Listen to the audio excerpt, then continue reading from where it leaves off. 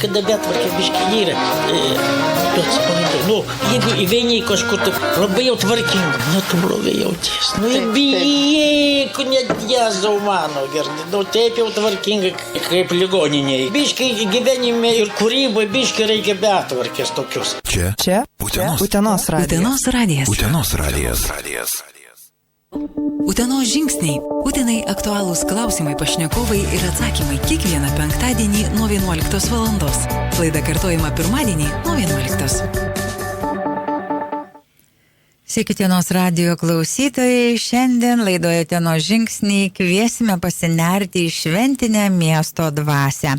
Studijoje lankosi Utenos kultūros centro režisierė Irena Leikauskienė, sveiki. Labadiena. Bei reklamos renginių vadybininkė Jonė Burokaitė Tomaševič. Sveiki. Kurios papasakos apie jau ne pirmą kartą rengiamą tradiciją tapusią Eglučių alėją, projektą kasmet suburiantį kūrėjus ir bendruomenę supažindins su eglės įžiebimo šventės programa ir visais šių metų kalėdinio laikotarpio renginiais, kurie mieste kurs ypatingą atmosferą, o akcijos globėja yra Utenos rajono savivaldybės vicemerė Pečionė, taigi likite su mumis ir sužinokite, kuo šiemet nustebins organizatoriai ir kaip miestas ruošiasi sutikti šventes. Tai dar kartą sveikos ir klausytojams tariu labas. Šiandien mūsų studijoje ypatinga prieššventinė tokia nuotaika, nes gruodis jau čia pat, o mieste vis labiau ryškėja kalėdų laukimo ženklai. Ir nors šis laikotarpis kasmet turi savo žavesio, šiemet mūsų laukia išties gražios ir jau tradicija tapusios iniciatyvos. Apie jas šiandien ir kalbėsime su dviem viešniomis, kurios prisideda prie šventinės miesto dvasios kūrimo. Esate abi, manau, pasiruošimo tokių energijų sraute. Gal iš karto ir pradėsime nuo Eglučių alėjos Atrask pasaką Utenoje. Eglučių alėja rengiama jau ne pirmą kartą. Gal papasakotumėt, kaip jį keitėsi per metus, ar su kiekvienais metais daugėja norinčių dalyvauti, kiek šįmet registravosi? Tai aš norėčiau gal pradėti atrasti pasaką Utenoje. Tai kvietėme miesto ir rajono įmonės, seniūnijas, kolektyvus, bendruomenės, bendrijas, švietimo įstaigas, šeimas, iniciatyvinės grupės dalyvauti kūrybinėje iniciatyvoje Kalėdinių eglučių alėja. Iš tikrųjų galime pasidžiaugti, kad norinčių kasmet vis auga ir auga ir auga. Šiemet buvo net bandyta sustabdyti, kadangi galvojame, kad mes nebeišsiteksime vienoje ežero pusėje, tačiau išsprendė techninius klausimus su komunalininkais. Vakar jau paruošėme ir uždarėme balsavimą ir paruošėme 106 vietas Kalėdinių eglučių alėjoje. Tai tikrai galime pasidžiaugti. Kai buvo pernai, užpernai jų buvo mažiau iki 100, šiemet perlipom 100 ir 106. Ir tariame nuoširdų ačiū, kurie prisideda ir kurie labai kūrybiškai pasižiūri į šią iniciatyvą. Iš tikrųjų, Kalėdinių eglučių alėjos Atrask pasaka Utenoje visi techniniai darbai vyks jau nuo vakar prasidėję, vyks iki gruodžio 4 dienos, o gruodžio 5 dieną pakviesime į Kalėdinių eglučių alėjos Atrask pasaka Utenoje atidarimą. Ir atidarymas bus šiemet galbūt, kaip galim pasakyti, ir gražesnis, labiau suspindės, labiau daugiau dalyvaus kolektyvų. Tai jeigu galima, aš truputėlį pavardinsiu, kad nuo gruodžio 5-17 valandos prie Daunišką ežero tilto vyks teatralizuotas eglučių alėjos įžiebimas, kur dalyvaus Utenos kultūros centro kolektyvai, Lėlių teatroj Zuikis Puikis ir jaunimo Skruzdėlytė artistai, dainavimo studija ir vieversos šokėjai, įvairūs personažai.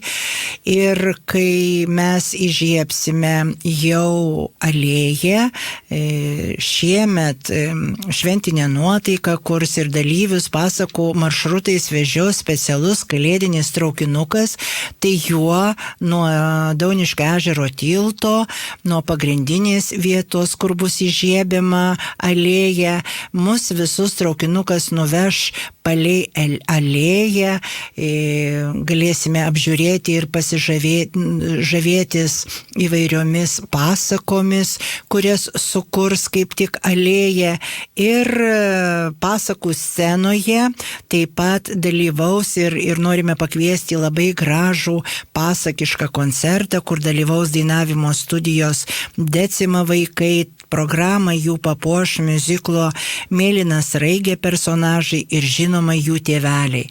Taip pat turėsime svečią Vytautą V. Landsbergį su vaikiška koncertinė programa Kaip gera, kaip man gera.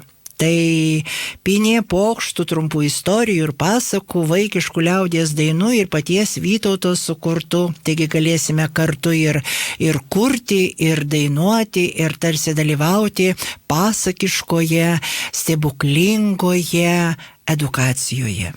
Tai tiek trumpai. Taip, iš ties, Irena, skamba taip, kad čia taps vėl tokiu traukos centru. Ir kiek mačiau, tai buvo parašyta, kad 101, bet vadinasi dar 5 įsiprašė čia. Čia neįsiprašė, čia mūsų galimybės tokios jau buvo ir mes vakar išsprendėm tos techninius klausimus su komunalininkams. Ačiū jiems.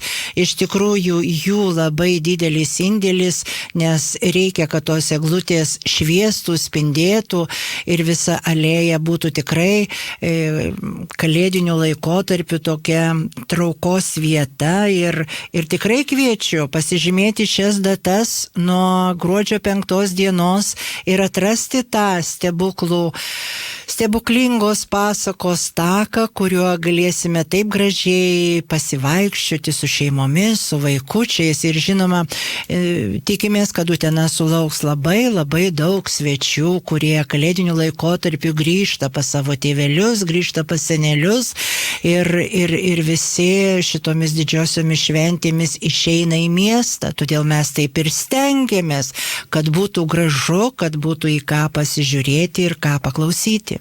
Tikriausiai pastebime visi, kad su kiekvienais metais bendruomenės kasmet tampa kūrybiškesnės ir labiau įsitraukia, kaip manai, Irena. Taip, iš tikrųjų, tai šiemet ir nepabijojome parašyti ir paskelbti, kad visos eglutės būtų puošiamos pasakos tema. Tai tikrai, kiek jau žinau, kiek mes bendraujame su visom organizacijom ir tom iniciatyvinėm grupėm, kurios dalyvauja toje kūrybinėje iniciatyvoje, jos tikrai kūrė gražią pasaką ir kiekviena eglutė bus tarsi atskira pasaka. Tai įsivaizduojate, kaip bus gražu? Na tikrai, man jau kaip tam vaikui seilė tokia, norvėja kartais vaikai žiūrėdami gražius ir smagius dalykus. Tai atsitinka, o visada ryškus ir spalvingas būna ir kalėdinės eglės įžiebimas, ta mūsų miesto eglė prie tos tarsi mama visos kalėdų alėjos. Tai pasipasakokite, kokios irgi čia atrakcijos laukia visų uteniškių ir miesto svečių. Taip, tai kaip ir minėjote, šiais metais yra Utenos tokia tema, kad atrask pasaką Utenoje ir mūsų tiek erdvės, tiek eglutė bus puošiama pasakų motyvais, o pats eglės įžiebimas vyks gruodžio 6 dieną prie Utenos kultūros centro. Na ir tokia programa, kurią pristatysiu, tai nuo 17 valandos vyks teatralizuota programa Mažojo princo kelionė, 17:30 vyks Iglės koncertinė programa, 18 valandą eglutės įžiebimas ir fejerverkai, 18:10 vyks Alano Chošnau koncertinė programa. Taip pat dar noriu papildyti ir Ireną, kad kalėdinis traukinukas bus gruodžio 5-6 dienomis ir jisai kursuos nuo 15 valandos iki 20 valandos. Tai 5 dieną jo maršrutas bus nuo Dauniškio ežero tilto ir visa gražia Eglučių alėja ir Dauniškio pakrantė. O gruodžio 6 dieną jisai taip pat pradės judėti nuo Dauniškio tilto, toliau kils iki Utenos kultūros centro ir labai gražiai pravažiuos pro Dauniškio parką. Tai labai kviečiam vaikus sutikti kalėdinį traukinuką džiaugsmingai ir juo pasivažinėti. Taip pat noriu paminėti, kad renginio metu žmonių lauks kalėdinė mugė. Ir iš pačios Laplandijos atkeliaus kalėdų senelis, su kuriuo galėsite pabendrauti kalėdų senelio namelyje. Ir žinoma, tos pramogos mūsų ir kalėdinių renginių maratonas nesibaigia tik tai eglutės įžiebimo švente, tad gruodžio 10 ir 17 dienomis vyks edukacinės dirbtuvės kalėdų senelio namelyje nuo 17 iki 19 valandos. Taip pat bus galimybė pasigaminti kalėdinius eglutės žaisliukus ir vaikai, kurie neparašė dar kalėdų seneliui laiško, galės jį parašyti ir įdėti į stebuklingą pašto dėžutę. Taip pat ir 2 šeštadienius, tai yra gruodžio 13 ir 20 dienomis, nuo 16 iki 18 valandos kalėdų senelis pažadėjo dar kartą apsilankyti Utenoje ir susitikti su visais vaikais.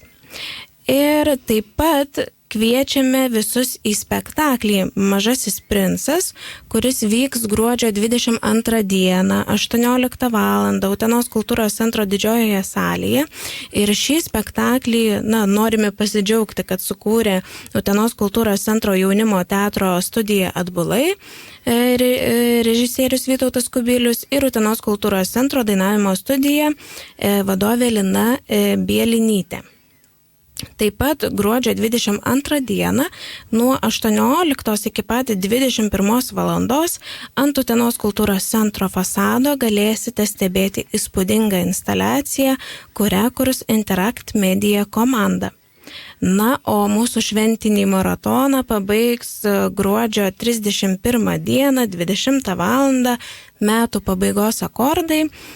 Scenoje matysite Joną Sakalauską ir Sandrą Lebrikaitę kartu su ritmo grupe ir skambės šventiški kūriniai nuo Franko Sinatros iki ABBA, nuo Stasio Povilaičio dainų iki šių laikų hitų. Čia smalsu sužinoti, kaip čia sugebėjote 2 kartus prisikviesti kalėdų senelį, net 2 kartus iš Laplandijos atvyks, tai tikrai Utenai labai pasisekė. Turbūt labai geri Utenos vaikai. Taip. Aš irgi taip manau. Tai gali ir mamos, ir tėčiai rašyti laiškus. Žinoma, visus, manau, priims. Taip. Ir bus išpildyti visi norai. Tai vadinasi, kalėdinių renginių programa plečiasi ir kinta kiekvienais metais, kadangi esate favoritės visai renginių organizacijai, kokie jums atrodo renginiai yra tapę pačiais laukiamiausiais ir sugrįžta kasmet? Tai pirmiausia, turbūt kalėdinės eglutės įžiebimas. Kaip ir kituose miestuose. Tarsi įžiebė eglutė, prasideda visos kalėdinis laikotarpis ir jinai ir tampa vis tiek traukos centru. Taip, ir žinoma, tos pačios ir Eglučių alėja, kadangi tai tampa jau tradicija ir tikrai matom, kad tiek bendruomenės, tiek įstaigos labai noriai jungiasi ir nori save parodyti ir taip reprezentuoti ir tiesiog bendruomeniškai praleisti laiką puošiant eglutes ir kuriant jų tematiką. Aš manau, kad galime pasidžiaugti ne tik kultūros centru, bet pasidžiaugti visom įmonėm ir pasidžiaugti Utenos rajono savivaldybės vadovais, kurie labai gražiai ir didelį indėlį deda į mūsų miesto papuošimą kalėdinį, juk bus papuoštas ir šviečiančiomis dekoracijomis ir projekcijomis ir Dauniškio ežero tiltas, ir terasa naujoji, ir visas pušynas, tai tiesiog praeiti ir Utenio mūsų aikštė. Sunku čia viską ir išvardinti, nes net ir kiekviena mokykla, kiekviena įstaiga puošia savo vitrinas, puošia savo kiemus ir vaikų darželiuose kokios gražios šventės, visi laukia Kalėdų senelio ir žinoma dovanų. Tai va, kiek visko daug. Ir taip pat verta paminėti, kad ir mūsų Utenos kultūros centro skyriai, tai yra miesteliai, taip pat organizuoja eglučių įžiebimo šventes, tai tikrai skatinu sekti jų informaciją tiek Facebooko puslapiuose, tiek mūsų Utenos kultūros centro tinklalapyje, kur jie skelbia visas afišas su detaliomis programomis. Tai tikrai kviečiame apsilankyti. Tos programos irgi labai įvairios, dalyvauja ir atlikėjai, ir įvairios grupės. Ir spektakliukai. Taip. Na, aš manau, nebereikalo Kalėdų senelis antrą kartą atvažiuoja, gal jis nori apsidairyti ir kad Utena būtų jo rezidencija, ką gali žinoti? O man atrodo, kad jis čia ir užsibūna dar truputėlį iki 3 karalių. Tai tikrai rašykite laiškus, gal pas jūs ir į namus, ir jūsų sodybas užeis. Taip, stenkimės ir manau, kad pasiseks mums. Tai tada kokį jausmą ar linkėjimą norėtumėte perduoti visiems, pradedant šį tokį gražų, širdžiai mielą šventinį sezoną? Aš tai norėčiau gal pirmiausia dar padėkoti eglučių alėjos globėjai, Utenos rajono savivaldybės vicemeriai Daivai Pečioniai, pasiųsti linkėjimus, kiek žinom dabar atostogauja. Taip. Kad jinai labai gražiai globoja mūsų alėją ir turbūt patys nuoširdžiausi linkėjimai būtų gražių švenčių, geros visiems sveikatos ir kuo geriausios ir puikiausios nuotaikos ir mūsų kartu bendrystės. Kartu būti, kartu švęsti, kartu džiaugtis mūsų pasiektais darbais, mūsų visais darbais įgyvendintais. Tai iš tikrųjų tokie mano palinkėjimai.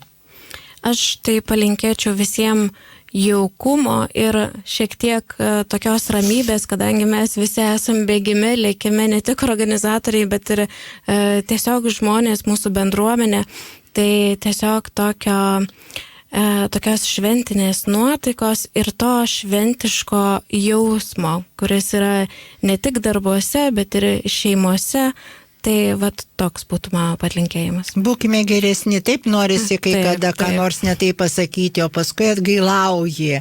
Tai būkime geresni. Taip, ir dar švęskime tarptautinę sveikinimosi dieną, tai pasveikim vieni kitus, ne šitaip lengva. Pasveikinkim su artėjančiu tokiu gražiu laikotarpiu. Ir tikrai, ką sako mūsų pašnekovės, būkim pakantesni vieni kitiems, tolerantiškesni. Tai ir šventės ateis ir Kalėdų senelis galbūt pasiliks. Ačiū Jums, Irena ir Jonė, už pasidalytą informaciją ir tokią atneštą šventinę nuotaiką. Akivaizdu, kad mūsų laukia išties gražus ir šviesus Kalėdų laikotarpis, kupinas bendrystės, kūrybos ir jau tradicija tapusių iniciatyvų. Mėly klausytojai, sekite renginių kalendorių, dalyvaukite, palaikykite mūsų miesto bendruomenės ir pasinerkite artėjančių švenčių šilumą. Na, o studijoje lankėsi Utenos kultūros centro režisierė Irena Leikauskienė bei reklamos renginių vadybininkė Jonė Burokaitė Tomaševič. Sėkmės Jums toliau organizuojant. Ačiū. Gražių švenčių. Utenos žingsniai. Utenai aktualūs klausimai, pašnekovai ir atsakymai kiekvieną penktadienį nuo 11 valandos. Laida kartojama pirmadienį nuo 11. Gyvename čia ir dabar, dirbame, kūrėme ir tikime, kad grožis, menas ir muzika dar gali pakeisti pasaulį. Čia Utenos radijas. Utenos radijas. Utenos radijas.